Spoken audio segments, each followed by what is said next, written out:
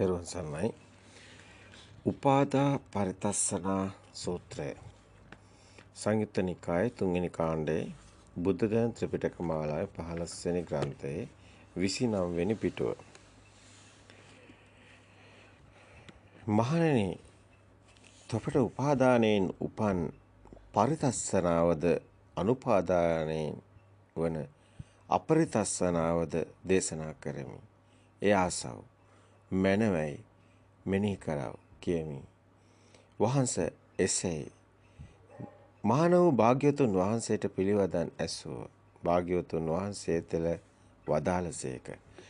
උපාදා පරිතස්සනා සූත්‍රය.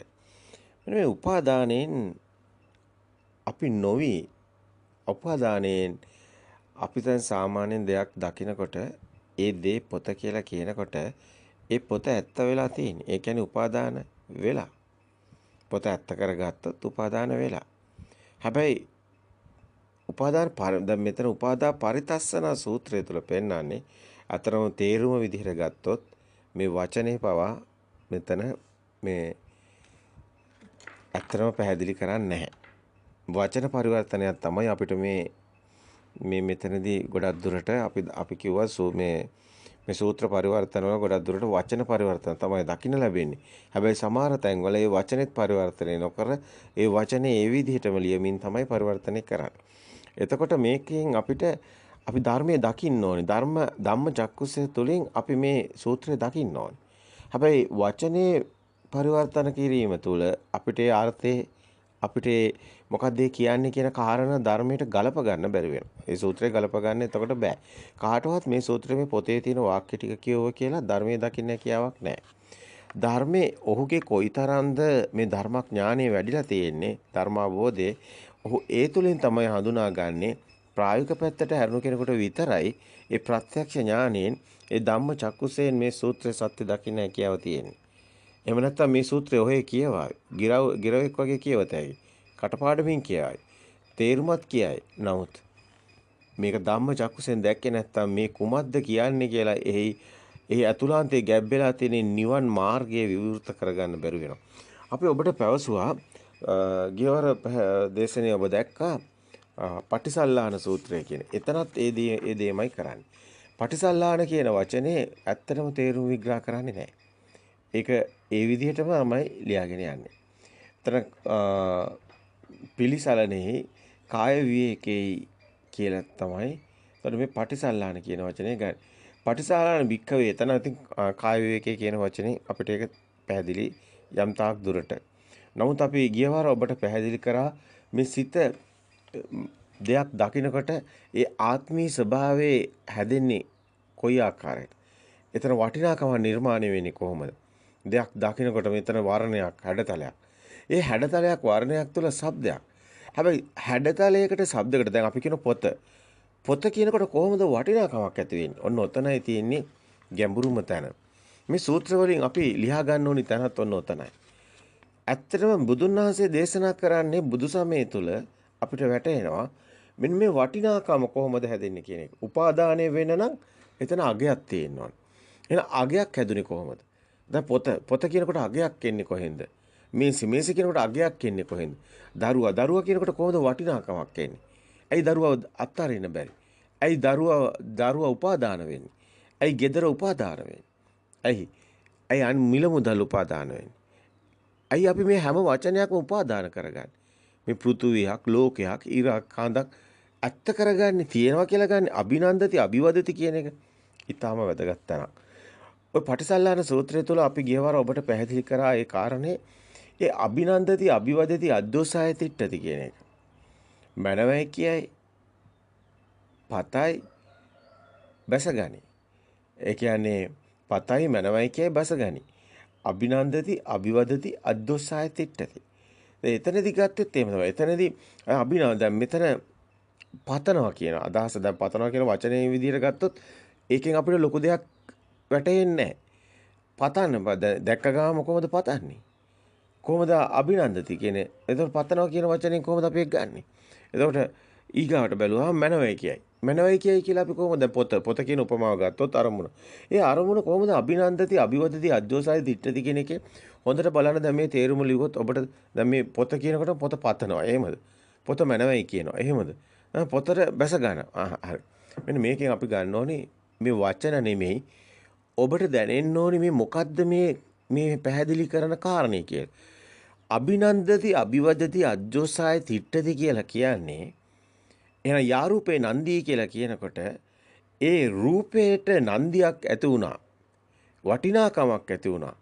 අල්මක් ඇති වුණා. මේ කොයි වචනේ කිව්වත් අපි කිව්වා ආත්මීය දැනීමක් කොහොමද තියෙන්නේ? කොහොමද අපිට මේ දැන් මෙතන වචනයක් කියනකොට වචනේ කොහොමද බලගැන් වෙලා තියෙන්නේ? වචනේ කොහොමද වටිනාකමක් ඇති වෙලා තියෙන්නේ? මේ අපිට දෙයක් කියලා පෙන්නකොටම දෙයක් කර ගැනීම තුළ අපිට නොපෙනෙන මානයක තියෙනවා නේද මේ අරූපේ වගේ. නොපෙනෙන මානයක මේක නිකන් දෙයක් කරගත්තා වගේ. දැන් අපි කියනවා කොරෝනා. අපි කියනවා නේ COVID-19, ඇල්ෆා, බීටා. දැන් වචන මාරු කර යනවා. දැන් කියනවා ඔමික්‍රෝන්. හැබැයි මේ වචන මාරු කරගෙන ගියාට දැන් වටිනාකම කොහෙන්ද එන්නේ? දැන් කොරෝනා වලට වැඩිය වටිනවා COVID-19 එහෙමද? ඊට වැඩිය වටිනවා ඇල්ෆා බීටා එහෙමද? ඊට වැඩිය ඔමික්‍රෝන්. නෑ අපිට අර මාධ්‍ය තුලින් ප්‍රකාශ කරනවා ඒ වෛරසයට වැඩිය මේ වෛරසය භයානකයි කියලා. ඊට පස්සේ ඒකට කියන නම තමයි ඔන්න කියනවා ඇල්ෆා ඊට වැඩිය භයානකයි. ඊට පස්සේ කියනවා දැන් ඔමික්‍රෝන් ඊට වැඩිය භයානකයි. අන්න අර භයානකකමක් කියන වචනේ තුලින් භයානකකමක් එව්වීම තුල ඒකට ඇවිල්ලා තියෙන වටිනාකම. ඒ කියන්නේ ඒකට දීලා තියෙන වටිනාකමක් වෙනවා. ඔමික්‍රෝන් කියන ඒ වෛරසයට දීපු වටිනාකම වැඩි. ඒ වටිනාකම ආවේ අර භයානකයි කියපු වචනේ. හැබැයි වචනවල වටිනාකම් නැහැ. එහෙම දෙයක් කොහෙවත් ඇත්තක් නෙමෙයි. එතකොට හොඳට තේරෙනවා මේ වචන ටිකක් විතරයි. එහෙම දෙයක්වත් එතකොට නැහැ. මෙතන sannivedanayak තියෙනවා. හැබැයි අපිට වැටහෙනවා මේ කොහොමද මෙතන අපි පොත කියනකොට වටිනාකමක් දුන්නොත් ආත්මීය ස්වභාවයක් එනවා. එහෙනම් ඒක උපාදානිකුත් වෙනවා. එහෙනම් ඒක අල්ල ගැනීමක් වෙනවා. හැබැයි ඒක අන්‍යාකාරයකටපත් වෙනකොට අන්න ඒක වෙනස් වෙනකොට අයි මේ ඇත්තක් නෙමෙයි මේ සිතුවිල්ලක්නේ. අන්න එතන තමයි වැදගත්ම තැන තියෙන්නේ. මේ භෞතික දෙයක් නෙමෙයි සිතුවිල්ලක් අපි ඇසුරු කරන්නේ. අපි සිත ඇතුලේ හිතන්නේ මේ ඔමික්‍රෝන් භයානකයි. දැන් COVID-19 වලට වැඩිය ඔමික්‍රෝන් භයානකයි. ඒතකොට ඇල්ෆා භයානකද? බීටා භයානකද? නෑ ඔමික්‍රෝන් භයානකයි. කවුද මේ කියන්නේ? කොහොමද මේක වෙන්නේ? දැන් මේක සිතුවිල්ලක් නෙමෙයිද? ඔව් අපි සිතුවිල්ලෙන් භයානකයි කියලා හිතාගෙන ඉන්න එකක්. සබහාදහමට අදාළ එකක් නෙමෙයි. මෙන්න මෙතනයි අපි දකින්න ඕනි තැන. අපි හිත ඇතුලෙන් භයානකයි කියලා හිතාගෙන භයානකයි කියලා බය වෙලා ඉන්නවා. එහෙම නෙමෙයි. අන්න ඒ විදිහට තමයි අපි දරුවා කියලා හිතාගෙන දරුවයි කියලා බැඳීමක් ඇති කරගෙන ඉන්නවා. අපි ඒ විදිහටම මුදල් කියලා හිතාගෙන සල්ලි ගොඩක් තියෙනවා කියලා හිතාගෙන එහෙම නැත්නම් නැහැ කියලා හිතාගෙන යම් කිසි එනවා අගයකට මිම්මකට මැනීමකට. අපි ජීවත් වෙන්නේ ඔන්න ඔය සිතුවිල්ල ඇතුලේ. ඒ තුලයි අපි මේ මගේ මේ දැන් මේක දැන් මට මේ වෙලා දැන් මං අසනීප වෙලා දැන් මේ ඔක්කොගේම අපිට දෙනවා යම් කිසි අගයක්. අන්නේ අගය තුල අපි පාවෙනවා මත් වෙනවා. ඒකයි අපේ මේ උපාදානේ වෙන එක. අල්ල ගැනීම. එහෙම නැත්නම් ඒක සිද්ධ වෙන්නේ ආරායි. ඒතකොට අපිට තේරෙනවා දැන් රූපං අදිවදති අභිනන්දති අජ්ජෝසහය තිට්ඨති. දැන් රූපේ නෙමෙයි අල්ලගන්නේ අපි පටිසල්ලාන සූත්‍රය පොඩ්ඩක් මතක් කරන්නේ. එතකොට ඒකනේ අපි දැන් අභිනන්දනය කරන්නේ. ඒකනේ දැන් පතනවා මනවයි කියනවා මේ බැස ගන්න එක නෙමෙයි. හැබැයි බැස ගන්නවා කියන එකේ ලොකු හරයක් තියෙනවා. ඔව් රූපයට බැස ගන්න එකක්. රූපේ මනවයි හොඳයි කියලා හිතන එකක්. ඒ වගේම ඒක තිබුණොත් කොච්චර වටිනවද අර ඒ වගේ පතන ස්වභාවයකුත් තියෙනවා. හැබැයි වචනෙන් ගන්න බෑ. ඒකේ හරය දැනෙන්න ඕනේ. අර නැතුව බැරි කමක්. ඒකේ අභිනන්දති අභිවදති අද්දෝසය තිට්ඨති කියන්නේ අන්න අපි කොහොම ආත්මීය වටිනාකමක් එනවා මේ නැවත එකම දේ ස්පාක් වීම තුල ආත්ම කතාවක් නෙමෙයි ආත්මය හැදෙන හැටි මේ කතා කරන්නේ එන ස්පාක් එකක් තියෙන શબ્දයක් වර්ණයක් වෙන මුකුත් නැහැ ඒ තුල අපි කො නැවත රූපං රූපත්තය සංගතං අபிසංකරෝති කියපු තැන නැවත ඒක වැටීම තුල ඒකට බලයක් එනවා කියලා ඒක නැවත නැවත දැකීම තුළ ඒකම නැවත නැවත දැකීමයි මේකට හේතුව කියලා. ඔව් මේ විදිහට දැක්කොත් ඔබට ධර්මය හොඳින් දකින්න පුළුවන්. හැබැයි මේ පටිසල්ලාන සූත්‍රයේ පෙන්නනවා ඒක ටිකක් ඇතුල් පැත්තේ කතාවක් වගේ. එතකොට මේ අපි හිතනවා දැන් අභිනන්දනය කරන කෙනෙක් ඉන්නවා. මේ විග්‍රහයන් වර්ධින්න ඕන ඔතන තමයි. එතකොට මෙතන ආත්ම සංඥාවකින් තමයි මේ පරිවර්තන කරන්නේ. ඇයි දැන් අභිනන්දනය කරන කෙනෙක් ඉන්නවා. මනවයි කියන කෙනෙක් ඉන්නවා. පතන කෙනෙක් ඉන්නවා. බැසකන කෙනෙක් ඉන්නවා. හැබැයි මේ ධර්මයේ තුල කෙනෙක් නැහැ. එතකොට තේරෙනවා මේ මෙහෙම ස්වභාවයක්. ඇලෙන ස්වභාවයක්. අභිනන්දති, අභිවජති, අද්දෝසය, තිට්ඨති කියන තුනේ මේ ස්වභාවය. වටිනාකමක් වෙන ස්වභාවයක්. එතකොටම තමයි එතකොට දැන් මේ වගේ ඒ නන්දනය කරනවා නම් ඒ අජ්ජෝසය තිට්ඨති තස්ස රූපං අන්න අභිනන්දතෝ අභිවදතෝ අද්දෝසය තිට්ඨතෝ ඔන්න ඔතනින් ඊගාවට එනවා uppajjati අන්න ඇති වෙනවා නන්දිය uppajjit ඒ කියන්නේ මේ ආත්මීය දැනීම uppajjati නන්දි uppajjati නන්දි ඒ කියන්නේ ඒකට ඇලීම යා රූපේ නන්දි අන්න උපාදානයට හේතු වෙනවා යා රූපේ නන්දි තදුපාදානං තස්ස උපාදාන පත්‍ය භව අන්න එතනින් තමයි කතාව යන්නේ. එතකොට යා රූපේ නන්දි තදුපාදානං කියන තැනින් තමයි මේ උපාදානය කියන එක තියෙන්නේ. එතකොට දෙයක් තියෙන ආත්මීය ස්වභාවයක් ඇති වෙලා තියෙන්නේ. අර ස්පාක් එකක් ශබ්ද ගොඩක් වර්ණ ගොඩක්. ශබ්ද ගොඩක් වර්ණ ගොඩක් නැවත නැවත වැටීම තුළ එන අර අගේ ඒ කියන්නේ ශබ්ද ගොඩක් වර්ණ ගොඩක් නැවත නැවත ස්පාක් වීම තුළ ඒව එකට ඇතිවීම තුළ ඒව විසින්ම බල ගැන්වීමක් තමයි මේ යා රූපේ නන්දි කියලා කියන්නේ. යා රූපේ නන්දි තදුපාදායන් අන්න එතනයි උපාදාන. හැබැයි එතනයි කෙනෙක් දෙයක්. දකින්න කෙනෙක් දකින්න දෙයක්. එතනයි තියෙන්නේ. එතනයි මේ ආරම්භයේ මේ මහා නිදාන සූත්‍රය පෙන්වන්නේ ඒකමයි. නාම රූප පත්‍ය විඥානං කියන්නේ ඒකයි නාමයයි රූපයයි ශබ්දයයි වර්ණයයි එකතු වීම එතනමයි විඥානේ. එතන මහා නිදාණයෙන් තමයි මේ කතාව පටන් ගන්න. එතනයි නිදානේ තියෙන්නේ. අපේ සිත හැදිලා තියෙන්නේ අපි ආත්මයක් කියලා හිතන්නේ ඔන්න ওই ශබ්ද වර්ණ දෙකකට. ඒ දෙකෙන් එන ස්පාක් එක මේ මොහොතේ බලන්න කොයිතරම් අපිට බලයක් කළාද? අපි කියලා කෙනෙක් ඇදිලා බලයක් හැදිලා. හැබැයි එහෙම දෙයක් නෑ මේ තියෙන ශබ්ද වර්ණ ටිකක් විතරයි. අපිට කවදාවත් හිතන්න බෑ මේ කරන්ට් එක ආත්මයක් නෙමෙයි කියලා. අපි දන්න කරන්ට් එක ආත්මයක් නෙමෙයි කියලා. නමුත් කරන්ට් එකත් එහෙනම් ආත්මයක් වෙන්න ඕනේ මේ කියන විදිහට. අපිට මේ දැනෙන චිත්ත ශක්ති ස්වභාවය ඇත්තටම විද්‍යුත් ශක්තිය තුම්බක ශක්තිය වගේම ශක්ති ස්වභාවයක් පමණයි. මේකයි අපි පැහැදිලි කරන්නේ. මේකේ එහෙම දෙයක් නැති බව. ආත්ම කතාවක් කොහෙත්ම නැති බව. ආත්ම ස්වභාවය කියන එකම චිත්ත ශක්ති ස්වභාවය කියන එකම මේ ලෝකේ තවත් එක් ශක්ති ස්වභාවයක් විතරයි. ඒක සබහාදාමක්. ආත්ම කතාවක් නැහැ. ආත්මීය ලෝකෙකුත් නැහැ. සබහාදහමක් පවතිනවා. දකින්න පුළුවන් නම් කොයිතරම් වටිනවද? දකින්න එක නම් පහසු නෑ. ඒකයි කිව්වේ මහණෙනි අස්වලෝමක් 100ක් කඩකට පැලෙන්න විදිහ දෙයක්වත් විය හැකි මානේ. මේසු කරනෝයි. අපි මේ නැවත ඔබව මේ අවදි කරන්නේ මෙතන ආත්මයක් නැති බව පෙන්වන්නයි. මේ අනාත්ම ධර්මය එළියට ගන්නයි. අප උත්සාහ කරන්නේ. එතන ආත්මය හැදෙන හැටි මේ පෙන්වන්නේ. මෙතන චිත්ත ශක්ති ස්වභාවයක් තියෙන බව පෙන්වන්නේ. ඒක ස්පාක් එක තුලා ඇතුණු බව අර කජ්ජනීය සූත්‍රයෙන් පෙන්වුවේ ඒකයි රුප්පන්තිකෝ ආවසෝ රූපං වදේති. ඒ කියන්නේ රූපත්තය සංකතං අபிසංකරෝති කියන විදිහටම රුප්පන්තිකෝ ආවසෝ රූපණේ නිසා රූපයක් හැදෙනවා. දැන් යා රූපේ නන්දි ඒක නිසාම ඒක ඇලෙනවා. නැවත එකම රූපේ දැමීම තුළ චිත්‍රපටයක් ඇදුවා කාටුන් එකක් ඇදුවා. අන්න ඒකටම බල ගැන් වෙලා තියෙන මේ ආරෝපණය තමයි කරන්ට් එක. මිලිවොට් 5 කරන්ට් එකක් උපදිනවා කියලා අපි කියුවේ. ඒකම තමයි මේ අපි මේ විග්‍රහ කරන්න මේ සූත්‍රවල ඒ ආරෝපණයේ කරන්ට් එකේ ස්වභාවය තමයි ඇලීම නන්දි ගන්න එකටයි. යාරූපේ නන්දි කිව්වෙත් ඒකමයි. යමක් එහෙම ඇලීද ඒ ඇලෙන බලයක් ශක්තියක් තිබේද? ඒකයි යාරූපේ නන්දි තදුපාදායන් අන්නේතනයි උපාදාන.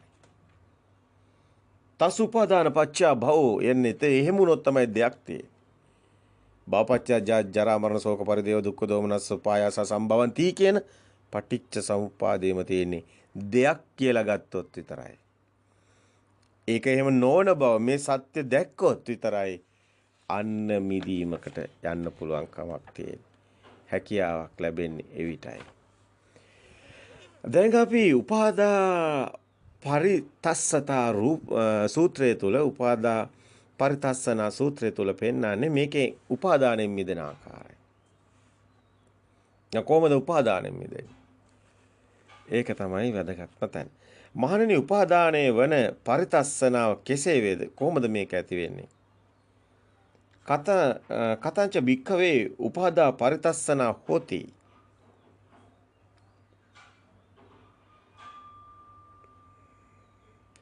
තොපට උපාදානයත් උපාදාන පරිතස්සනාවත් උපාදානයෙන් වන අපරිතස්සනාවද දේශනා කරමි කියලායි මේ සූත්‍රය පටන් ගන්න. උපාදා පරිතස්සනංච කෝ භික්ඛවේ දෙසිස්සාමි. උපාදෝ අපරිතස්සංච තං සුනාත සාදුකං මනසිකරෝත බාසි සාමීති. එවං භාවේති කෝ තේ භික්ඛව භාග්‍යවතෝ ආදම් භාග්‍යවතුන් වහන්සේ මේක පැහැදිලි කරනවා.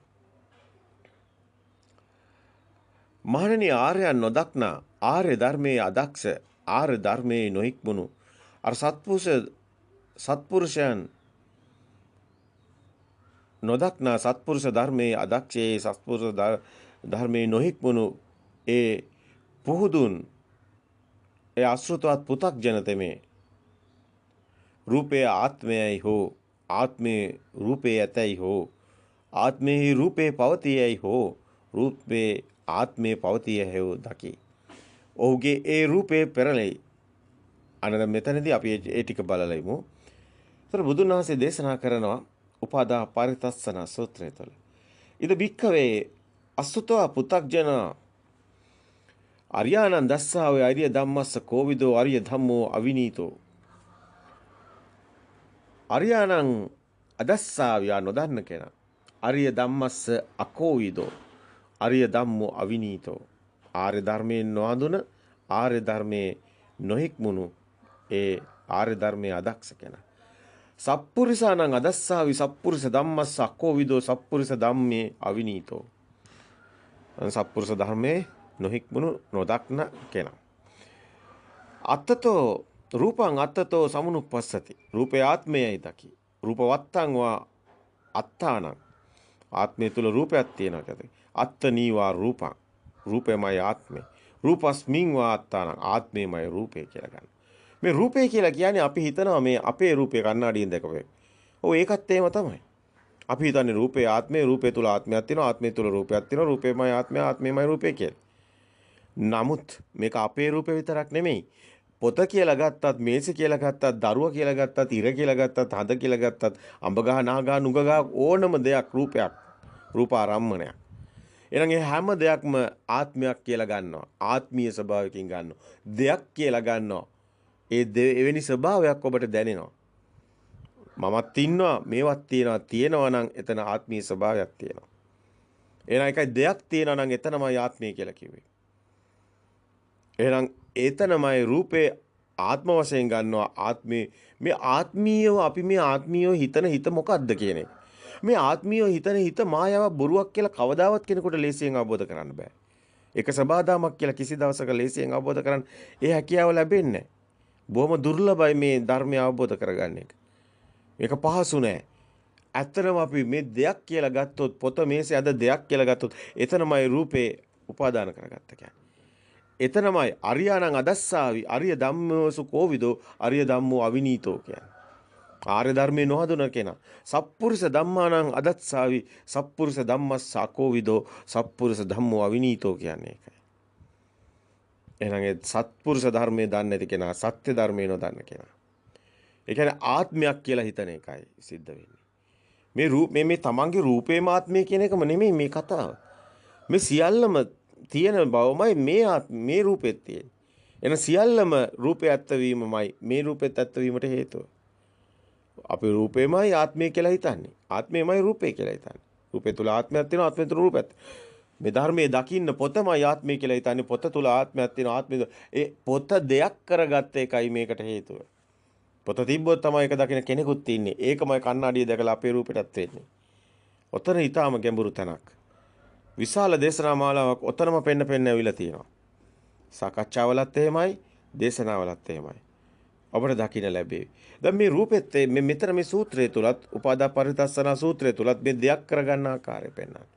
අදස්සාවි කියලා කියන්නේ ඒකමයි. ආර්ය ධම්මේ අවිනීතෝ ආර්ය ධම්මෝ ඒතර අරියානං දස්සාවි ආර්ය ධම්මස්සා කෝවිදෝ ආර්ය ධම්මෝ අරියානං අදස්සාවි ආර්ය ධම්මස්සා කෝවිදෝ ආර්ය ධම්මෝ අවිනීතෝ. ඒ වගේමයි සප්පුරිස ධම්මානං අදස්සාවි සප්පුරිස ධම්මස්සා කෝවිදෝ සප්පුරිස ධම්මෝ අවිනීතෝ.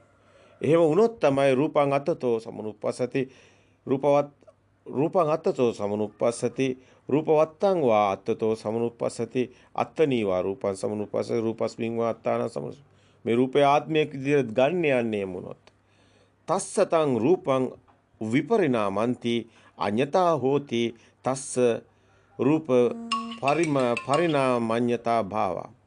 එතකොට මෙන්න මේ හොඳට දකින්න ඕනේ මෙන්න මේ කියපු තැන මේක ඊටාම වැදගත් මේ කියපු කාරණාව.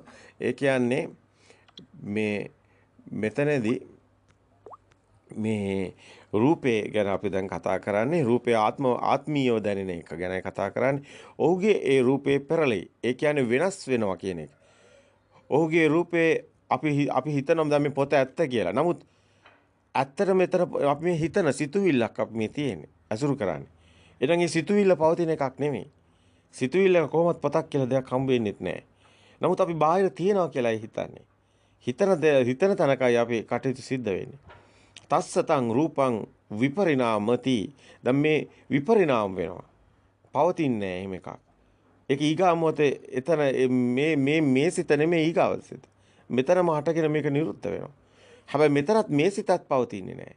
විපරණාමිති අඤ්ඤතා හෝති තස්ස රූප විපරිණාම මඤ්ඤනා තස්ස රූප විපරිණාම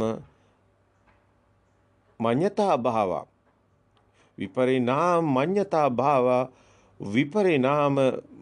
විපරිණාමානු පරිවර්තති ති විඥානං හෝති. විපරිණාමඤ්ඤතා භාව විපරිණාමානු පරිවර්තති විඥානං හෝති. රූපං විපරිණාමති අඤ්ඤතා හෝති තස්ස රූපං විපරිණාමඤ්ඤතා භාව විපරිණාමානු පරිවර්තති විඥානං හෝති. එතකොට විඥානං හෝති කියලා කියනකොට අපිට තේරෙනවා මෙතන මේ විඥානේ පවතින්නේ මෙන්න මේ විපරිණාම වන දේ තියෙනවා කියලා ගන්න එක නිසායි. ඒ කියන්නේ විපරිණාම දැන් මෙතන මෙහෙම දෙයක් නැහැ. අපි මේ හිතන දෙයක්. නමුත් එහෙම දෙයක් තියෙනවා කියලා හිතන එකමයි මේ මේ විඥානේ දැන ගැනීම දෙයක් තියෙනවා කියලා ගන්න එකට. අන්‍යතකාරකටපත් වෙනවා වෙනස් වෙනවා. නමුත් ඒක වෙනස් නොවන විදියට නැවත අර රූපේ නැවත රුප්පණය වීම තුළ ඒක තියෙනවා කියලා දැනීමයි මේ පැහැදිලි කරන්නේ. ඒකමයි මේ පැහැදිලි කරන්නේ. ඒක වෙනස් වෙන දෙයක්. නමුත් ඒ නැවත රූපේ ස්පාක්කයක් නම් ස්පාක් එක අටගෙන නිරුද්ධ වෙනවා. නමුත් නැවත ස්පාක් එක සිද්ධ වෙනකොට ඒක බල ගැන්විලා තියෙන ස්වභාවයක් අපිට එනවා. ඒකමයි විඥාන හෝති කියන්නේ ඒකමයි අපිට දෙයක් තියෙනවා කියලා ගත්ත එක. ඒකමයි අපි මේ ආත්මයමයි කියලා ගන්න එක. ආත්මීය දැනීම. ඒකමයි එතකොට මෙතනමයි විපරිණාමයක් තියෙන්නේ. ඒක දක්කොත් තමයි අර එකෙන් මිදෙන්නේ. නමුත් අපිට මෙතනදී බුදුන් වහන්සේ මෙතන පැහැදිලි කරන්නේ මේ හැදෙන හැටි. මේක විඥානය හැදෙනවා. මේ වේගයෙන් එීම තුල ඒක විනාශ වෙන ස්වභාවයේ නොදක මග ඇරිලා තියෙන ස්වභාවයක් දැනෙනවා. අඤ්ඤතා ආකාරයකටපත් වෙනවා අඤ්ඤතා භාවි. නමුත් ඒක තියෙන විදියටයි එන්නේ. තස්සතං රූපං විපරිණාමති අඤ්ඤතා හෝති තස්ස රූප විපරිණාම මඤ්ඤතා භාවා රූප විපරිණාම මානු පරිවර්තති විඥානං හෝති තස්ස රූප විපරිණාම අනුපරිවජ්ජති පරිවජ්ජතා තස්ස රූප විපරිණාමානු පරිවත්තිජා පරිවත්තස් පරිතස්සනා ධම්ම සමුප්පාදා චිත්තං පරියාදාය තිට්ඨಂತಿ. ඒක වෙනස් වුණත් ඒක තියෙනවම කියලා දැනෙන ගතියක් එනවා. ඔහුගේ ඒ රූපේ පෙරළෙයි අන්‍යාකාර වෙයි. ඔහුගේ ඒ රූපේ පෙරළීමෙන් අන්‍යාකාර වීමෙන් කර්ම විඥානේ කර්ම විඥානේ කියන වචනයක් මෙතන දාලා තියෙනවා. නමුත් මේ කිසිම තැනක අපිට සූත්‍රය තුල නම් එහෙම එකක් දකින්න ලැබෙන්නේ නැහැ. මෙතන විඥාන හෝති කියුවට එතන කර්ම විඥාන කියන වචනයක් භාවිතා වෙන්නේ නැහැ. නමුත් මෙතනදී කියනවා කර්ම විඥාන රූපේ පෙරලීම අනුව පෙරලෙන සුළු වෙයි. මේ මෙච්චර වචන කොටක් කිව්වට මෙතන තියෙන්නේ මේක නැවත නැවත රූපේ වැටීම තුළ ඒ රූපේම නැවත තියෙනව බවට මේක දැනෙන ගතිය. නමුත් විපරිණාම වෙනස් වෙවි ඇති වෙන නැති වෙන ප්‍රවාහයක්. නමුත් තියෙනවා වගේ දැනෙන එක. ඕක තමයි සරල.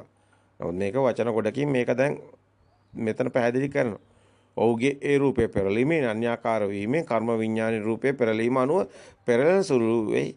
රූපේ පෙරලීම අනුව පෙරළුණු සිතින් උපන් ඒ තණ්හා පරිතස්සනාද අකුසල ධර්ම සමුප්පාදයෝද ඔහුගේ කුසල්සිත ෂය කොටගෙන සිටිත්. අකුසල ධර්ම සමුප්පාදයෝ කියන්නේ දැන් ඔන අකුසල ධර්මයක් මෙතන හට ගන්නයි. මෙතන තියෙනවා වගේ ඇලීම තණ්හාව උපදිනවා. තණ්හාව කියන්නේ අකුසල ධර්මයක් කියලා ධර්මයේ සඳහන් වෙනවා. තණ්හාව කියන්නේ ඕනම කෙනෙකුට තේරෙනවා. තණ්හාව කියන්නේ දැන් මේ මිදීමක් ගැන කතා කරන්නේ තණ්හාව නැති වෙන තැනයි තණ්හක්කයෝ නිබ්බානෝ කියන තැනයි කුසලයේ තියෙන්නේ. නමුත් අකුසලයේ කියලා ගන්නකොට කේලම සියලුම සිතුවිලි අකුසල් කියන කොටත් තේරෙනවා මේ සේරම සිතේ තියෙනවා තණ්හාවේ ස්වභාවය. ඒකමයි සිතේ ස්වභාවය. ඒකමයි තණ්හාවේ ස්වභාවය. ඒ තණ්හාව කියලා 아무තු දෙයක් නෙමෙයි මේක ඇලෙන එක. රූපේ නැවත වැටීම තුළ අර ස්පාක් එක නැවත වේගයෙන් සිද්ධ වීම තුළ අර කාටුන් එක හැදෙනවා වගේ මේ පින්තූරේ නැවත වැටීම තුළ ඒක බල ගැන්වෙන ආකාරයයි මේ කියන්නේ. ඒක ඇලෙනවා, ඒකේ වටිනාකමක් ඇති වෙනවා, ආරෝපණයක් ඇති වෙනවා, තණ්හාවේ ස්වභාවයක් ඇති වෙනවා. අතහැර ගන්න බැරි ස්වභාවයක් උපාදාන වීමක් මේ හැම වචනෙම ඔතනයි පෙන්වන්නේ. ඒකයි අර මේ ඔබට මේ සූත්‍රවල තියෙන වැදගත්කමත් ඒකයි. මේක ඊටාම වැදගත්. මේ ස්කන්ධ සංයුත්තේ හරියට මේක දකින්න නම් ඇත්තටම ධර්මාබෝධයක් තියෙනවා. ධර්මය ගැන මනා ප්‍රායෝගික පැත්තෙන් මනා මේ අවසානයේටම තමට හොඳ ප්‍රත්‍යක්ෂ ඥානය ධම්ම චක්කුසේ අවදුණු කෙනෙකුට විතරයි මේ ධර්ම ඇසෙන් මේ විදිහට මේක දකින්න හැකියාව තියෙන්නේ. නැත්තම් මේ වචන ගොඩත් එක්ක පැටලෙනවා. ඒකයි මෙතන රූපං අත්තතෝ සමුනුප්පස්සේ රූප වත්තං වාත්තතෝ සමුනුප්පස්සේ අත්තනීවා රූපං සමුනුප්පස්සේ රූපස්මින් වාත්තන සමුනුප්පස්සති කියනකොට මේක රූපේ දෙයක් කරගන්න ආකාරයයි තියෙන්නේ. දෙයක් කරගන්න ආකාරය ඒකමයි උපාදාන කරගන්නේ. ඒකයි කිව්වේ යාරූපේ නන්දී කියලා. ඒකයි කිව්වේ එතන යාරූපේ නන්දී තදුපාදානං එතරම්යි උපාදානය ඇති වෙන්නේ. ඒකයි කිව්වේ යාරූපේ නන්දී තදුපාදානං තස්ස උපාදාන පච්ච භවෝ දෙයක් කියලා ගත්තොත් තමයි එතන භවයේ පොතමයි භවේ. ඒකමයි භවපච්චා ජරා මරණ ශෝක පරිදේව සේරම තියෙන්නේ. මේ මොහොතේ හටගන්න සිත පොතනම් ඒ පොත ඇත්ත කර ගැනීමයි යාරූපේ නන්දී තදුපාදානං කියලා ඒ බුදුන් උපාදානයත් එතනම ඒ නන්දියත් එතනමයි පොත ඇත්ත වීමමයි එතනමයි තදුපාදාන පච්චා භවෝ කියලා ගත්තේ. භවපච්චා ජරා මරණ ශෝක පරිදේව සේරම තියෙන්නේ පොත ඇත්ත කර ගැනීම තුලයි. එහෙනම් මේ පොත කියන උපමාව අපි ඔබට ගත්තේ සියල්ලටම මේ ගැලපුවොත් ඔබට වැටහෙවි. මේ සේරම දෙයක් කර ගැනීම තුලයි අපි සසර ගමනට හේතු වෙලා තියෙන්නේ. ඒකමයි උපාදාන, ඒකමයි භව, ඒකමයි ජාති. එතනමයි හටගන්නේ මේ ක්ෂණික සිතේ මේ සියල්ලම හට ගන්න බව දැන් ඔබට මනාකොට පැහැදිලි වෙන්න ඕනේ. එහෙනම් මේ මෙතනදී උපාදාන පරිතස්සන සූත්‍රය තුලත් පෙන්වන්නේ ඒ උපාදාන වන ආකාරයමයි. රූපේ පෙරලීම අනුව පෙරළුණු සිතින් උපන් ඒ තණ්හා පරිතස්සනාවද ඒ එතනම තණ්හාව නැමැති අකුසල ධර්මයේද සමුප්පාදෝ ඒකම හටගනි. ඔහුගේ කුසල් සිත ෂය කොටගෙන සිටිත්. අන්න කුසල් සිත ෂය කරගෙන සිටිනවා කියන්නේ මේ තණ්හාව නැමැති අකුසල් සිත හට ගන්නවා. කුසල් සිත කියන එකක් කොහෙවත් හම්බ වෙන්නේ නැහැ. ඒ සිහිය තමයි ඔබට හම්බ වෙන්නේ. ඒ සිහියත් එක්ක අවදි වෙන ඥානයයි හම්බ වෙන්නේ. නමුත් මෙතනදී මොහොතේම අප දන්නවා මේ කාම භූමියේ තියෙනෙත් කොහොමත් රාග දේශ මොහ සිත්. එනං ඒවා අකුසල සිත්.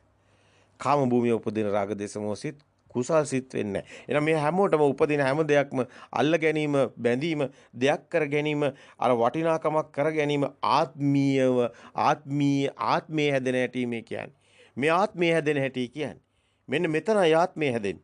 ඒකයි බුදුන් වහන්සේ ජාති ධම්ම සූත්‍රයේත් පෙන්නන ස්කන්ධානම් පාතිබෝ ආයතනම් පටිලබ අයං උච්චේ ජාති කියලා. එහෙනම් මේ ස්කන්ධය ගැන කතා කරන්නේ. ඒ වේදනා සංඥා සංකාර විඥාන කියන්නේ මෙතනමයි මේ ස්කන්ධයමයි මේ සකස් වන ආකාරය කියන්නේ. එහෙනම් මේ රූපේ නැවත ශබ්දේ ස්පාක් වෙනවා, වර්ණේ ස්පාක් වෙනවා. ස්පාක් වෙන ඇස කියන තන්ට රූප වර්ණ එන්නේ, කන්ට ශබ්ද එන්නේ. මේවා ස්පාක් වෙලා තමයි වේගය තුලයි සියල්ලම එකට එීමයි. මෙන්න මෙතනයි ආත්මීය මේ දෙයක් බවට පත් වෙන්නේ. යමද්ද පේන්නේ ඒක શબ્දයක් එකතු වෙලා දෙයක් වෙලා ඒක ආත්මයකුත් වෙලා ඉනවතින්නේ. එහෙනම් අපි දකින්නේ දැන් ආත්මීය සිතක. නමුත් මෙතන ආත්ම කතාවකුත් නැහැ. ආත්මයක් කියලා දෙයක්කුත් නැහැ. මේ අපි මේ මායාව අවබෝධ කරොත් ඇත්තටම සවාදහම් වගේමයි අවබෝධ වෙන්නේ. සියල්ලම කුඩු වෙලා සුණු විසුණු වෙලා ගිහිලා ඔබට මතු වෙලා එනවා පරම සත්‍ය. හරියට වලාකුළු සියල්ලම අයින්ට වුණු අවකාශයේ මතු වෙලා වගේ. සත්‍ය අවදි වෙලා එනවා. මේ සිතුවිලි සේරම මේ වලාකුළු වගේ සියල්ලෙම වැහිලා තියෙන්නේ. සත්‍ය ඔබට පේන්නේ නැත්තේ ඒකයි. සත්‍ය නම් ආත්ම කතාවක් නැහැ. ආත්මිකුත් නැහැ. ආත්මයක් කියලා දෙයක්කුත් නැහැ. දකින්න තැන දෙයක් නැති වෙන මේ පැත්තේ දෙයක් නැති වෙනවා කියව එකයි. මේක මුලින් ඔබ නුවණින් විමසන්න, ඔබ දැනුමට මේක හොඳින් අධ්‍යයනය කරන්න. ඔබගේ දැනුම තුළින් ඔබ ඒක ඔබට දැනුමක් ඇති වෙනවා. කල්‍යාණ මිත්‍රාගේ පණිවිඩයේ ඒ සද්ධර්ම ශ්‍රවණය තුළ, ඒ සුතමේ ඥානය තුළ ඔබට එනවා දැනුම. සත්‍ය කුමක්ද කියන එක. අන්න ඒක ඊට පස්සේ ප්‍රායෝගිකව දකින්න. ඔබට ඒක දකිනකොට වැටෙයි කණ්ණාඩියේ මුකුත් තිබුණේ නැහැ වගේම අපිට ඇත්තට දකින ලෝකෙත් කණ්ණාඩිය වගේම අපිට අවබෝධයක් තියෙනවා කණ්ණාඩිය ඇතුලේ මුකුත් නැහැ කියලා. නමුත් කණ්ණාඩිය වෙනදා විදිහටම පේනවා. අන්න ඒ වගේ ඇත්ත ලෝකෙත් වෙනදා විදිහටම තියෙනවා පේනවා. හැබැයි ඔබට අවබෝධයක් ඇති වෙනවා ඒක සත්‍යයක් නෙමෙයි, එහෙම දෙයක් නැති බව. මේ ධර්මයේ ඔබ හරියට ගලප ගත්තොත් ඔබට ඒක මනාකොට වැටහෙනවා. මේ සූත්‍රයේ ඒක ඊටාම වටිනා සූත්‍රයක් බව ඔබට වැටහෙනවා. රූපේ පෙරලීම වෙනස් වීම පෙරළුණු සිතින් උපන් ඒ තණ්හා පරිතස්සනාද අකුසල ධර්ම සමුප්පාදයෝද ඔහුගේ කුසල්සිත ඡය කොටගෙන සිටිත්. අන්න දැන් මේ මෙතන යට කරගෙන තණ්හාව ඉස්මතු කරගෙන අර අකුසල් සිතක් ඉස්මතු කරගෙන එනවා කියලා කියන්නේ මේක විග්‍රහ කරන්නේ මේක මේ පරිච්ඡේදයේ මේ අකුසල් සිතක් ඉස්මතු කරගන්නේ මේක කර්ම විඤ්ඤාණය මේ එක එක ඒවා දැම්මට මේක හරි සරලයි. හරි සරලයි. හරි සරලයි කියන්නේ අර වේගයක් තුල රූපේ නැවත වැටෙන එක. ඒ කියන්නේ ශබ්ද වර්ණ මේවා ස්පාක් වේ වේගෙන් ස්පාක් වෙන එක. ඒ තුල ඇති වෙන ආරෝපණේ අර මිලිවොට් 5ක් කරන්ට් එකක් ඉපදුනා වගේ ආත්මී ස්වභාවයක් ජනිත වෙන එකයි. ඒකමයි මේ තණ්හාව කියලා පෙන්නන්නේ. ওই වචන ගොඩක් ওই විදිහට දාලා ඔකම වෙනස්ම දෘෂ්ටියකින් මේක ලියපු බව අපිට පේනවා. නමුත් ධර්මයේ හරියට දැක්කොත් මෙතන ආත්ම කතාවක් නැහැ. එතකොට මේ තණ්හාවේ ස්වභාවය ආරෝපණීය ස්වභාවය කියප එක හරියටම හරියි. ඒ ස්වභාවයම තමයි මේ වචන වලින් නූතන වචන වලින් ගත්තොත් දැන් තියෙන විදිහට මේක තේරෙනවා. ඔව්. එතකොට ඔබට මේක හොඳින් මේ ධර්මයේ ගලප ගන්න පුළුවන්. එහෙනම් ඒකයි ඒ පැහැදිලි කරේ රූපං අත්තතෝ සමුනුප්පස්සේ අත්ත නීවා රූපං සමුනුප්පස්සති. එතකොට රූපං අත්තතෝ සමුනුප්පස්සේ රූප වත්තං වාත්තතෝ සමුනුප්පස්සති අත්ත නීවා රූපං සමුනුප්පස්සේ රූපස්මින් වාත්තාන සමු. તો රූපේම දෙයක් කරගන්නවා, රූපේම ආත්මය කරගන්නවා, රූපේම බැස ගන්නවා. දැන් එතකොට ආත්මය තුල රූපේ තුල ආත්මය කියලා ගන්නෙ ඒකමයි. එතකොට දෙයක් ආත්මයක් හැදෙන්නේ මෙතනමයි. එතකොට මේ කතා කරන්නේ ශරීර කුඩු රූපේ නෙමෙයි. බාහිර දකින ඇහෙන දැනෙන හැමදේම අපේ මේ කතා කරන්නේ මේ සිත තුලින්මයි, මේ සිතේමයි මේ චිත්ත කතාවක් තියෙන්නේ. අපි හිතනවා අපිට හිතන දේ මේ කියන්නේ. ආත්මික කර ගන්නවා කියන්නේ හිතා ගන්නවා. ඒතකොට හිතෙනවා සිතුවිල්ලක් හැදෙන හැටි. සිත තුළ ආත්මයක් ගොඩනගෙන හැටි. එතකොට මේ බාහිර කතාවක් නෙමෙයි. ධර්මය හොඳින් දකින්න ඕනේ. චිත්තේ නියති ලෝකේ මනෝපුබ්බංගම ධම්මා කියන විදිහට සිත තුළින් මේ කතාව දකින්න. එතකොට ඔබට මේ සියල්ල ගිලීලා සත්‍ය ඉස්මතු වෙලා එනවා. එතකොට තස්සතං රූපං විපරිණාමಂತಿ තස්සතං රූපං විපරිණාමಂತಿ රූපේ වෙනස් ස්වභාවය අඤ්ඤතා හෝති ඒකත් අඤ්ඤකාරයකටපත් වෙනවා. තස්ස රූප විපරිණාමඤ්ඤතා භව රූප විපරිණාමානු පරිවත්තති විඥානං හෝති තස්ස රූප විපරිණාමානු පරිවජ්ජතා පරිතස්සන ධම්ම සමුප්පාදා චිත්තං අපරියාදාය තිට්ඨන්ති අන්න මේ තිට්ඨන්ති මේක තියෙන බවටම දැනෙන ස්වභාවයකට එනවා. චේතසෝ පරියාදාන උත්ථාසවාච හෝති විඝාත වාච අපේක්ඛා වාච උපාදායච පරිතස්සති. ඒ කියන්නේ මේ මෙතන දැන් චිත්ත පරියාදායෙන් තැති ගැනුම් ඇත්තේද දුක් ඇත්තේද ආලේ ඒ කියන්නේ ඇලීමක් ඇත්තේද අපේක්ෂාවක් ඇත්තේද දැඩි කොටව ඝනව බැඳීමක් ඇත්තේද මෙන්න මේ ආකාරයටයි ඇති වෙන්නේ කියන එකයි. ඒ කියන්නේ මෙතන දෙන මේ වචනවලුත් ඔබට දකින්න ලැබෙනවා චිත්ත පරියාදාය. ඒ කියන්නේ දැන් පරියාදායක් ඇති වෙනවා. මේක දැන් මේ දකින්නකොට මේක අර අපි කියන්නේ පත්තු වුණා කියලා අපි කිව්වේ. මොකක් කර දෙයක් දකින්නකොටම ආයිගල පත්තු වෙනවා වගේ අර වගේ ස්පාක් වීමක් තුළ අපි එක මේක දෙයක් කියලා ගන්නකොටම ස්පාක් වීමක් තියෙනවා. ඒක තුලමයි මේ දෙයක් කරගන්නේ. එතනමයි බැඳීම තියෙන්නේ. එතනමයි ඇලීම. එතනමයි වටිනාකම. එතකොට එතනමයි තියෙන්නේ. එතකොට තැතිගැම්ම. ඒ තැතිගැම්ම කියන වචනේ මනාකොට මෙතන දකින්න ලැබෙනවා. එතන තැතිගැම්මක් තියෙන. දකින්නකොටම අර අපි කිය එකයි පත් වුණා කියලා. එතනම දකින්නකොටම ස්පාක් වෙන එක. ඒකමයි තැතිගැම්ම. ඒකමයි දෙයක් කර ගැනීම. ඒකමයි විඳීම. ඒකමයි අපේ අර මිලියොට් පහ කරන්ට් එකක් උපදින්න හේතු වෙන්නේ. හැම මොහොතෙම අපිට චූන් වෙන ගතියක් තියෙන්නේ. ආත්මීය ස්වභාවයක් තියෙන්නේ. මෙන්න මේ තැතිගැම්මේ ස්වභාවය එතනම අපිට මේම තියෙනවා වගේ දැනෙන ස්වභාවයටපත් වෙලා තියෙන්නේ. මේක විශාල කතාවක්. ඒ කියන්නේ මේක අපි මෞකුසෙන් එළියට එන දරුවා ප්‍රභාස්වර චිත්තං කියපු තැන. එතන සංඛාර අපි පනවන්නේ නැහැ. දෙයක් නැහැ. එතන මෙතන දිව්‍ය ලෝකයක් තියෙනවද, නිර්යයක් තියෙනවද, මේක මනුස්ස ලෝකෙද, මේක ලංකාවද, මේ උපදුණු පුංචි දරුවා මුකුත් දන්නේ නැහැ. ඒතකොට මේ පුංචි දරුවාගේ සිත ප්‍රභාස්වරයි. ඒතකොට ඒ සිතේ සංඛාරා නැහැ. විවේක ඉරිසියා, වෛරය, ක්‍රෝධය මුකුත් පනවන්න බෑ. නමුත් මෙන්න මේ නැවත රූපයේ අபிසංකරණය තුල මේ පින්තූර ෆොටෝ ගැනීම තුල ඇස කියන එකට මෙහෙම ස්පාක් වීම තුල කනට ශබ්ද ස්පාක් වීම තුල වර්ණ ස්පාක් වීම තුල මේවා එකට සමුප්පන්න වීම තුල නැවත මේවා අර මොන්ඩිසෝරි අර උගන්වන්නේ කහ පාට රතු පාට නිල් පාට අර ශබ්ද දානවා වර්ණ වෙන්න පෙන්න. ඒතකොට මේවා වෙන් කරනවා. මේවා එක ඒක තමයි කර්ම විඥානය කියන්නේ. ඔය වර්ණ වෙන් කරන එකමයි. ඒකම තමයි දෙයක් තියෙනවා වගේ දැනෙන්න හේතු වෙන්නේ. ඒතකොට හැමතිස්සෙම දෙයක් කරගන්නවා. ඒ කියන්නේ ශබ්ද වර්ණ එකතු වෙලා දෙයක් කරගෙන ඊට පස්සේ ඒක වෙන් කරගන්න බෑ. ඒක නැවත වැටෙනවා. ඒක තුල ඒක බැඳෙනවා. ඒක තුල ඒක ඝන සංඥා බවට පත් වෙනවා. ඒක තුල ආත්මීය ස්වභාවයක් ගොඩනගෙනවා. ඒක තුල ආත්මය ජීවිතයක් දෙයක් අදා ගන්නවා. ඊට පස්සේ ඒක අත්හැර ගන්න බැරි වෙනවා. මරණෙකුත් ඒක තුළම ਉਹ විසින්ම හදාගෙන. ඒ කියන්නේ මේක කෙනෙකුත් නැහැ. කෙනෙක් හදාගෙන කෙනාම මරණෙකුත් හදාගන්න. සියල්ලම සකස් වෙන දේ එතරම් සකස් වෙන එක මේ අතර මෙහෙම ඔබට තේරුම් ගන්න පැහැදිලි කරාට මේක ක්ෂණිකවම සිද්ධ වෙනවා. ඒක පුංචි දරුවට සිද්ධ වෙගෙන ආපු දේ දැන් මේ මොහොතේ ඔබ ලොකු වුණත් ඒ උපදි ගොඩ දැන් වැඩි. ඒක නිසා ඔබගේ රාග දේශමෝ කෙලෙස් වැඩි. ඔබගේ ගින්න වැඩි. ඒක නිසා ඔබට මේ සකස් වුණු චිත්ත ශක්ති ස්වභාවය ඔබට ෂෙයා කරගන්න බෑ. ඒක නිසා මේක නැවත සකස් වෙන්න හේතු තියෙනවා. මේ සාසවීය ස්වභාවය තමයි මෞකුසේ අර පිළිසෙද ගන්න ස්වභාවය. ඒකම තමයි එතනම සෛල වලින් එනකොට එතනම මේක සකස් වෙන ස්වභාවය. එතනම මේක ෆ්‍රීකවන්ස් එකක් වගේ වෙන්නේ. කොහෙවත් තියෙන එකක් නෙමෙයි. එතනම සකස් වෙන එක. මෞකුස තුලම සකස් වෙන එක. ඒකම තමයි එළියට එනකොට සිද්ධ වෙන්නේ. ඊට පස්සේ සාසවිය ගම් එක තියෙනවා. අයි මේ ලේ කැටි දරුවට මේ තියෙන ඔබ්සර්ව් කරනවා. වර්ණ, ශබ්ද, ගන්ධ, රස, පහස ඔබ්සර්ව් කරනවා. ඊට පස්සේ මොකද වෙන්නේ මේ ලේ කැටි දරුවා මේ කතාව ආත්මික කතාව ඊට පස්සේ තියෙන්නේ. නම් පුංචි දරුවා මුකුත් දන්නේ නැහැ. පුංචි දරුවා සැහැල්ලුවෙන් ඉන්නේ. නමුත් ටික මේක සිද්ධ වෙනවා. ඊට තමයි මෙයා ඊට පස්සේ අර මෙයාට ලොකු දේශයක්, වෛරයක්, ඉරිසියාවක් සියල්ලම දෙයක් බවට පත් වෙලා වටිනාකමක් දැනෙන ස්වභාවයක් එන්න ඕනේ.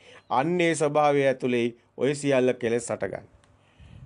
පැහැදිලිව සරලව වෙනස්ම විදියකට ඔබට මේ සූත්‍ර මුකුත් නැතුව ඔන්න ඔය විදියට ඔක පැහැදිලි කරන්න හැකියාවක් තියෙනවා. එතකොට ඔබට මේක හොඳට මේ කතාව ටිකෙන් ටික තේරෙන ගන්නවා. එහෙම නැත්නම් මේක කවදාවත් ඔබට තේරෙන්නේ නැහැ. මේ සූත්‍ර වලින් බැලුවා කියලා ඔබට නිවන් මඟ එතකොට හම්බ වෙන්නේත් නැහැ. එහෙනම් මේක අනාත්ම ධර්මය ඔබට හම්බ වෙනවා. මෙහෙම ආත්ම කතාවක් නැති බව ඔබට වැටහෙනවා. එහෙනම් මෙතනමයි මේ සූත්‍ර වලම ඔබට ඒක දකින්න හැකියාව තියෙනවා. පෙන්වන්න හැකියාවකුත් තියෙනවා. ඒ උපාදා පරිතස්සන සූත්‍රය තුළ උපාදානයේ මෙතන ඉඩක් නැති වෙනවා. එතකොට එතන ඔබට ඒක දකින්න ලැබෙනවා. දැන් මෙතන අපි පැහැදිලි කරේ මේ දෙයක් හැදෙන හැටිනේ. දැන් ඊට පස්සේ බුදුන් වහන්සේ පැහැදිලි කරනවා 31 වෙනි පිටුවේ ඊගා පිටුවට ගියාම දෙයක් නැති වෙන ආකාරය. ඊට පස්සේ කියනවා මහණෙනි මේ ලෝකේ ආර්යයන් දක්නා ආර්ය ධර්මයේ දක්ෂ ආර්ය ධර්මයේ මනාකොට හික්මුණු අන්න අරියානන් දස්සාවි කියන තැනට එනවා. දැන් කවුද මේක දැකලා මිදෙන්නේ කියන තැනට එනවා. ඉද බික්කවේ සුතවා අරිය ශාවකෝ අරියානන් දස්සාවේ අරිය ධම්මස්ස කෝවිදෝ අරිය ධම්මෝ සුවිනීතෝ සප්පුරිසානන් දස්සාවි සප්පුරිස ධම්මස්ස කෝවිදෝ සප්පුරිස ධම්මෝ සුවිනීතෝ න රූපං අත්තතෝ සමනුපස්සති. අන්න රූපේ ආත්මය කරගන්නේ නැහැ කියලා කියනවා මේ ආර්ය ධර්මයේ දකින්න කෙනා. මහණෙනි මේ ලෝකේ ආර්යයන් දක්නා ආර්ය ධර්මයේ දක්ෂ ආර්ය ධර්මයේ මනාකොට හික්මුණු සත්පුරුෂයාණන් දක්නා සත්පුරුෂ ධර්මයේ දක්ෂ සත්පුරුෂ ධර්මයේ මොනවට හික්මුණු සුතවත් අරිය ශ්‍රාවක රූපේ ආත්ම විසින් නොදකි. රූපවත් ආත්මය නොදකි. ආත්මේ රූපේ ඇතයි නොදකි. රූපේ ආත්මේ ඇතයි හෝ නොදකි. ඔහුගේ රූපේ පෙරලෙයි අන්‍යයරු වෙයි. රූපේ විපරිණාම අන්‍යතා භාව හේතුවෙන් ඔහුගේ කර්ම විඥාන රූපයාගේ පරිණාමයේ අනුව පෙරලෙන සුළු වෙයි.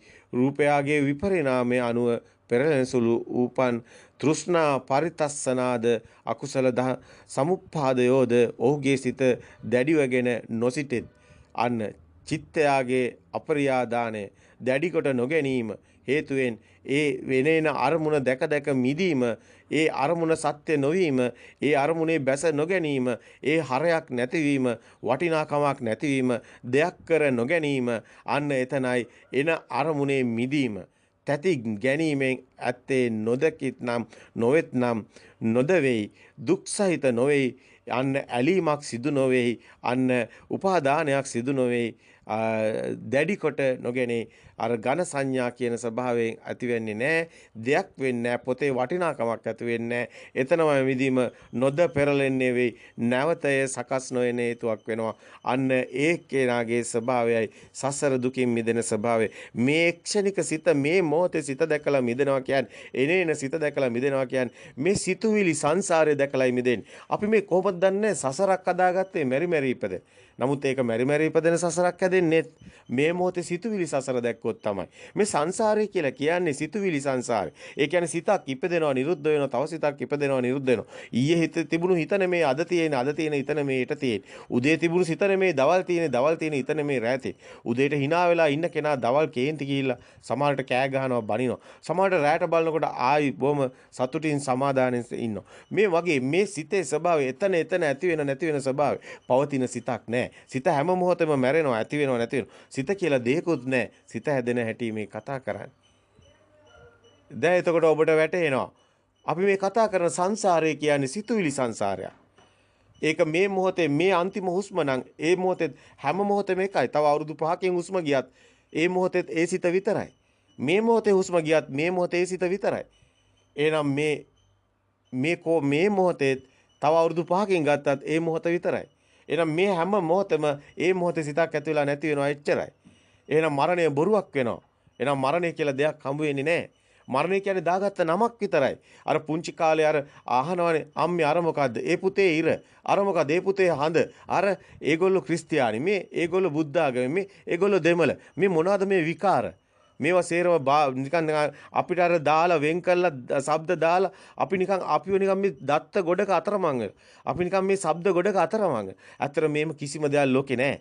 ලෝකේ ඔය සේරම නිකන් භාෂාව ඉංග්‍රීසි භාෂාවෙන් මේ ලෝකේ ජනගහනේ කෝටි 800ක් ඉන්නවනම් කෝටි 300ක් විතර කතා කරන්නේ චීන භාෂාවයි.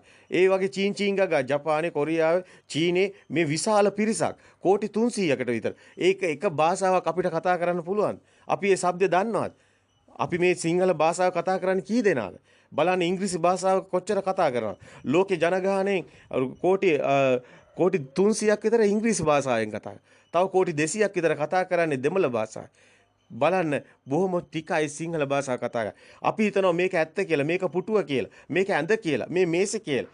මේ සේරම ශබ්ද විතරයි. ශබ්දවල සත්‍යයක් නැහැ. ඉංග්‍රීසි භාෂාවෙන් ටේබල් කිව්වත්, චෙයා කිව්වත් ඒවා ශබ්ද ගොඩක් විතරයි. චීන භාෂාවෙන් චීන් ගෑවත් ශබ්ද ටිකක් විතරයි. මේ ශබ්දයි වර්ණයි එකතු වෙලා සිතක් හැදෙන හැටි දැක්කොත්, සිත කියලා දෙයක් නැති බව දැක්කොත්, ආත්මයක් නැති බව දැක්කොත්, මේ සේරම බොරුවක් බව දැක්කොත්, මේ මායාව හැදෙන හැටි දැක්කොත්, අර චිත්‍රපටිය හැදුනා වගේ, කාටුන් හැදුනා වගේ මේක වේගෙන් සකස් වෙන හැටි දැක්කොත්, ඒ ජවන් කියන ඒ සම්පටිච්ඡන සම්තිර්ණ වොත්තපන ජවන් කියන මේ චිත්ත වීතිවල පෙන්වන්නේ කුමක්ද කියලා දැක්කොත් මේක විස්පාක් එක වේගයෙන් රූපත්තය සංකතං අபிසංකරෝති කියන නැවත අபிසංකරණය තුළ රූපේ දෙයක් බවට පත් වෙන හැටි දැක්කොත් බුදුන් වහන්සේ මේ දේශනා කරන්නේ කුමක්ද? සබහාදහම් පමණයි. සබහාදහම් පමණයි විතරයි. ඔබට සූත්‍ර පිටකයේ තියෙන 84000 ධර්මස්කන්ධය තුල වටිනාම ටික ඔබ අත්හරිනම් ඔබට බොළඳ තැන් වලින් ඔබට මේ ධර්මය හම්බ වෙන්නේ නැහැ. ඒ බුදුන් වහන්සේ දේශනා කරන්නේ ශුන්්‍යත පටිසංයුත්ත දේශනා කවදාවත් ඔබට ඕන විදියට වෙනින් ඔය පොත් ලියාගෙන එක කිව්වට වැඩක් වෙන්නේ නැහැ. මහණෙනි අනාගතයේ භික්ෂුන් වහන්සේලා මේ ශුන්්‍යත පටිසංයුත්ත දේශනා නොකිරීම තුළ ඔවුන් විසින් අනාගතයේ භික්ෂුන් වහන්සේලා විසින් මේ ශාසනය විනාශ කරනවා කියලා කියන්නේ. ආද ප්‍රසිද්ධියේ රාජ්‍ය අනුග්‍රහය සහිත ප්‍රසිද්ධ විද්‍යුත් මාධ්‍ය තරංගෙට භික්ෂුන් වහන්සේලා ධර්මයේ විදියට අධර්මයේ දේශනා කරනවා.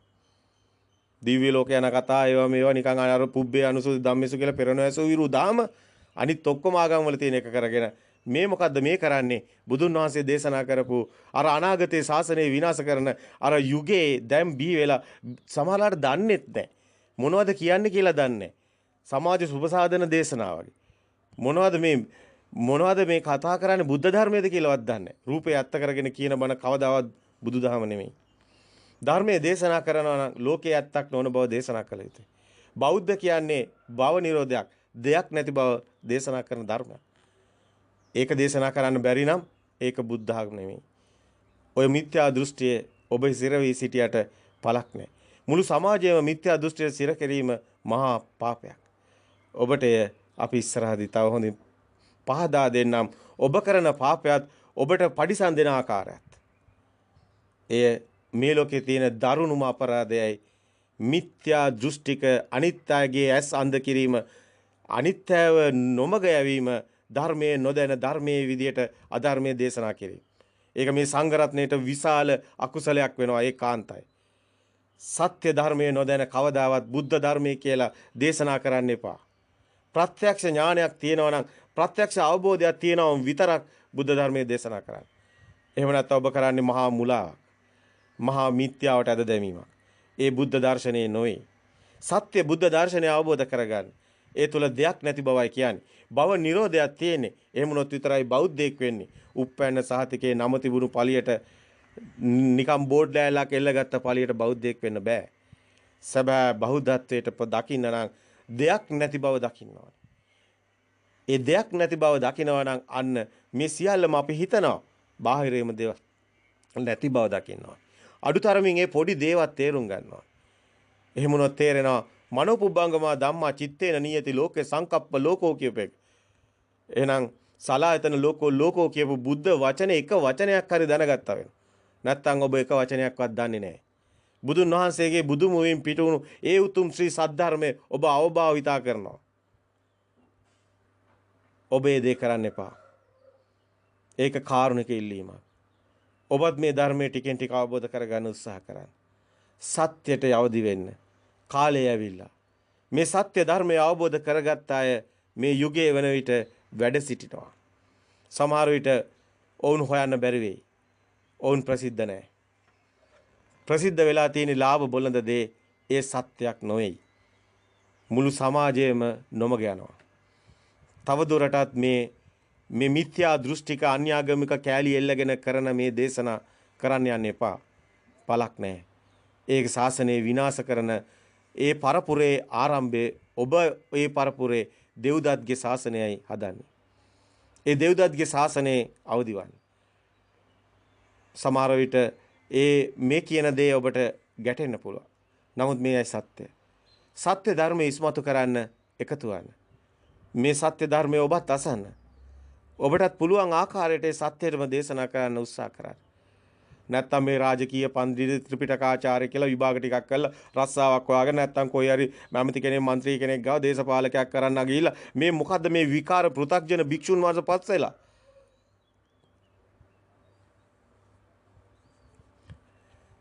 ශාසනය විනාශය කරා යන්න එපා. අත්‍තරම අපි සබ්බ දුක්ඛ නිස්සාර නිබ්බාන සත්‍ය කරණත්තා ඉමං කාසාවත් ගහෙත්වා කියලා මේ කසාවත පළඳින්නේ ඔය දේ කරන්න නෙමෙයි. එහෙනම් මේ සත්‍ය ඉස්මතු කරන්නයි සත්‍ය අවබෝධ කරන්නයි. අනුකම්පා උපාදාය මට අනුකම්පා කරන්න ස්වාමීනි කියලා කියන්නේ මේ සිත දැකලා මිදෙන මගටයි. මේක හිඟමන. මොකද්ද හිඟමන කියන්නේ? පිණ්ඩ පාතේ යැපෙන එක. අද දාන දෙන්නේ අද කෝටිපතියෝ අද ප්‍රාඩෝ වල යන්නේ කවුද? මහා ධනවත් වෙලා. මෙහෙම භික්ෂුන් වහන්සේලා මේ බුදු සමයවත් ඉඳලා නැහැ. එහෙම මේ දේපොළ වත්කම් පන්සල් වල ඔප්පු ලියාගත්ත මේ වගේ වත්කම් තියෙන භික්ෂුවක් කොහෙද ඉන්නේ? භික්ෂු නෙමෙයි. භික්ෂු කියන නමටත් අගෞරවයක්. ඒවා අපිට පළක් නැහැ. සත්‍යයට අවදිවන්න. සත්‍ය ධර්මයේ හඳුනා ගන්න. සත්‍ය නම් සත්‍යයි. සත්‍ය නම් මේ ලෝකේ දෙයක් නැති බව ඒ දේශනා කරන ධර්මයයි. ඒ භව නිරෝධයක් ගැන දේශනා කරන බුද්ධ ධර්මයයි. ඒ එතනටම තබන්න. ඉතිරි කරන්න. හෙට උපදින දරුවටත් අද මේ සමාජයේ ව්‍යසන තියෙන්නේ. මේ සමාජයේ මෙච්චර පිරිහිලා තියෙන්නේ. මංකොල්ල කන්නේ හොරකම් කරන්නේ මේ මිනි මරන්නේ මේ මිනිසු මෙච්චර පිරිහීමක් තියෙන්නේ මේ බුද්ධ දර්ශනය අවදි නොවීමයි. බුද්ධ දර්ශනයේ සැඟවෑමයි. මොකද බෞද්ධයාට ওই දිව්‍ය ලෝකේ කතාව හරියන්නේ නැහැ. දිව්‍ය ලෝකේ මැව්වයි කියන කතාවක් මේ නිවන් මඟ තුල නැහැ. ඒක පැහැදිලිවම සත් සුදක්සේ අපි දේශනා කරනවා. එහෙම දෙයක් බුදුන් වහන්සේ දේශනා කළා නැහැ. එහෙනම් ඒ බුද්ධ දර්ශනයට අනුගත වෙන්න. සත්‍ය ධර්මයට අවදිවන්න. සත්‍ය නම් සත්‍යමයි. සත්‍ය නම් මෙතන සත්ව පුජ්‍යල ආත්ම දෘෂ්ටිය තුල ඒක මිත්‍යා දෘෂ්ටියක් මිස දෙයක් නැති බවයි. එයයි සත්‍ය ධර්මය. ඒ බුද්ධ ස්වභාවයේ ශුන්‍යතාවයයි. ඒ ශුන්‍යතාවයේ සෑම කෙනෙකුම සෑම සිතකම සිටිවිලි වලින් මිදෙන විට අවදි වෙනවා. නත්ති මේ සරණං අඤ්ඤං බුද්ධෝ මේ සරණං වරං කිව්වේ ඒකයි. නත්ති මේ සරණං අඤ්ඤං ධම්මෝ මේ සරණං වරං කිව්වේ ඒ ධර්මයේ ඇර වෙන දෙයක් මේ ලෝකේ නැහැ. ධර්මයේ කියන්නේ දෙයක් නැති බවයි. ඔබ දන්නවා සූර්යාගේ රශ්මිය වැඩි වෙලා 7 ගුණයක් විශාල වෙලා පෘථුවියම අළු වෙලා නැති වෙලා යනවා. එහෙනම් මේ මිනිස්සු මේක ඔය කතා කරන දේවල් කොහෙද තියෙන්නේ? ඔය ඔක්කොම බොරුවක් වෙනවා. දැන් ඔබ මරනවා කියන හිතයි නැති වෙන්නේ. එහෙනම් ශරීරේ ආදාහනය කරන පුච්චර දාන අළු වෙලා නැති වෙලා යනවා. මුළු පෘථුවියම අළු වෙලා නැති වෙලා යනවා. දැන් කොහෙද තියෙන්නේ? ඔය බොරු ධර්ම වලින් පළක් නැහැ. සත්‍ය ධර්මයට අවදි වෙන්න. මේ ශුන්‍යත පටිසංයුත දේශනා කවදාවත් අතරින්න එපා. මේ බුද්ධ ශාසනය පවතින්නේ මතයි. බුද්ධ ශාසනය කියන්නේ කෙනෙක්ගේ සිත තුළ සකස් වෙන්නේ ශූන්‍යතාවයේ දකින්න කෙනෙක්ගේ විතරයි බුද්ධ ශාසනය තියෙන්නේ. ගල් බැද බැද ගිහිල්ලා බුද්ධ ශාසනයක් හදන්න බෑ. අශෝක අධිරාජ්‍ය 84000ක් වෙහෙර විහාර හැදුවයි කොට අද ඉන්දියාවේ මොනවද තියෙන්නේ? ගරා වැටුණු ගල් ටිකක් විතරයි. බුද්ධ ශාසනය ගොඩනගන්න තිබ්බා අශෝක අධිරාජ්‍යයට මගපලලාභියෙක් වුණා නම් ඔయిత වැඩිය මේ ශාසනය නැවත පිබිදෙනවා. එනම් ධර්මය අවදි වෙනවා. මහණෙනි නේද? මගපලලාභී නැති තාක් පමණි මේ ශාසනය පවතින්නේ. කල්යාණ මිත්‍රයා මතමයි ආනන්දේ මේ ශාසනය පවතින්නේ. මේකයි ඇත්ත. සත්‍ය අවබෝධ කරගන්න මගපලලාභියෙක්. වන්දනාවේ වැඳ වැඳ යන පෙරහැරවල වල යන කෙනෙක් නෙමෙයි. වන්දනාවට සුදුස්සෙක් වෙන්න. එතනට එන්න. අරියානන් දස්සාවි අරිය ධම්මේසු කෝවිදෝ අරිය ධම්මෝ විනයෝ කියන තැනට ආර්ය භූමිය හඳුනා ගන්න.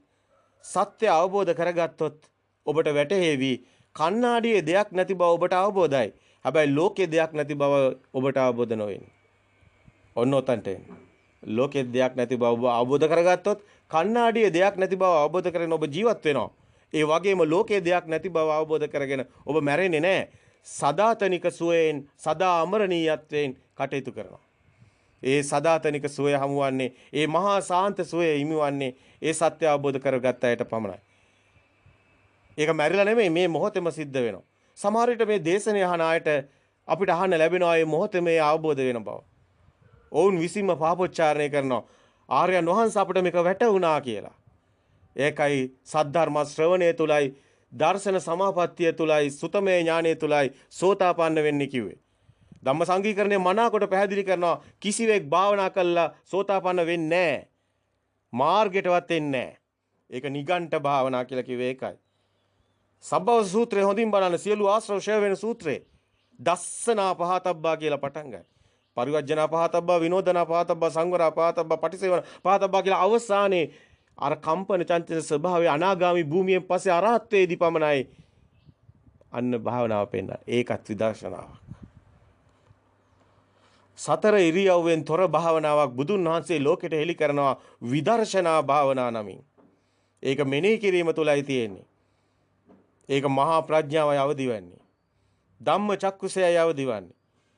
අන්න ආලෝකෝ උදපාදි, චක්කුං උදපාදි, ඥානං උදපාදි, ප්‍රඥා උදපාදි, විද්‍යා උදපාදි. ධම්මචක්කුසේ අවදි වෙනවා.